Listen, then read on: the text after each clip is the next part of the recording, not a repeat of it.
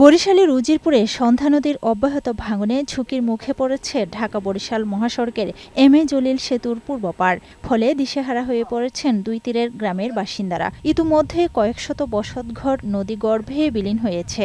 এই ভাঙন থেকে রক্ষা পেতে বিভিন্ন দপ্তরে আবেদন নিবেদনেও সাড়া মেলেনি বলে আক্ষেপ গ্রামবাসীর। যেভাবে এই ভাঙন দিতেছে এই গ্রাম সুদ্ধা ভাঙ্গে যাইবে।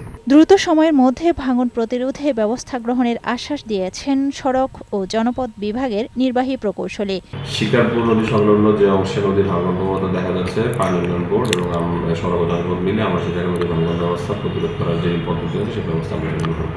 এদিকে গেল ২ সপ্তাহ থেকে গাইবান্ধার ব্রহ্মপুত্র নদের উড়িয়া ইউনিয়নের উত্তর উড়িয়া থেকে কটিয়ার ভিটা পর্যন্ত প্রায় ৩ কিলোমিটার এলাকায় তীব্র নদী ভাঙন শুরু হয়েছে।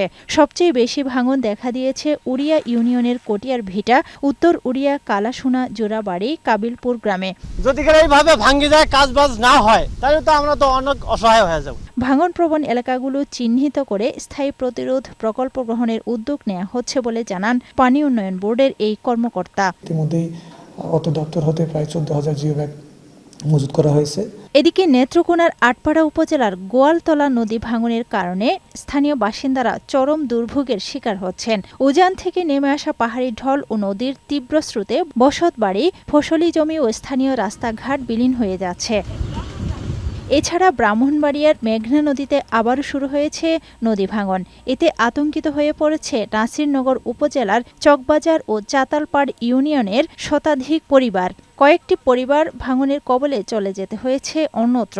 এখন আর থাকার মতো কোনো অবস্থা নাই, সেই কারণে আমরা অন্যদিকে আশ্রয় নিলাম। চাতলপাড় চকবাজার রক্ষায় এলাকায় অস্থায়ীভাবে মেঘনার ভাঙন প্রতিরোধে জরুরি ভিত্তিতে জিওব্যাগের ব্যবস্থা গ্রহণ করা হয়েছে বলে জানান জেলা পানি উন্নয়ন বোর্ডের নির্বাহী প্রকৌশলী। ১৫৭০ মিটার অংশে আমাদের তীর প্রতিরক্ষা কাজ বাস্তবায়নের একটা প্রকল্প ইতিমধ্যে প্রস্তুত করা হয়েছে ডিপিপি। মেঘনার ভাঙন এখন শুধু মাটি নয়, কেড়ে নিচ্ছে মানুষের স্বপ্নও।